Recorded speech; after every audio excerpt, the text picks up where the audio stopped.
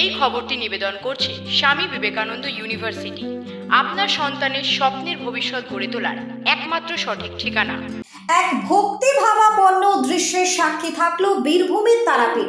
কলকাতা হাইকোর্টের প্রধান বিচারপতি টি.এস. শিবজ্ঞানম মায়ের আরাধনায় ব্রতী হলেন এই পবিত্র তীর্থস্থানে। তার এই সফরকে ঘিরে প্রশাসনিক সতর্কবার্তা এবং ধর্মীয় শ্রদ্ধা দুয়েরই নিখুঁত মেলবন্ধন লক্ষ্য করা গেল। সকালেই মন্দিরে পৌঁছান প্রধান বিচারপতি। এদিন সযত্নে মেনে চলেন মন্দিরের বিধিনিষেধ এবং নিয়ম। মা তারার চরণে পুষ্পাঞ্জলি নিবেদন করে তিনি দেশবাসীর কল্যাণ এবং শান্তির প্রার্থনা করেন। তার এই মানবিক এবং ধর্মীয় আচরণে আপ্লুত হন উপস্থিত ভক্তকুল এবং স্থানীয় বাসিন্দারা।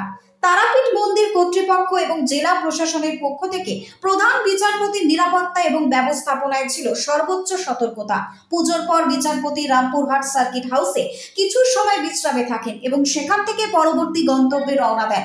প্রসঙ্গত, টি.এস. শিবজ্ঞানম 2023 সালের 11 মে থেকে কলকাতা হাইকোর্টের প্রধান বিচারপতির দায়িত্ব সামলাচ্ছেন। তার এই ব্যক্তিগত ধর্মীয় উদ্যোগকে দেশের বিচার ব্যবস্থার সর্বোচ্চ স্তরের এক সহানুভূতিশীল রূপ উঠে আসে। ব্যুরো রিপোর্ট, নিউজ বঙ্গ টাইম।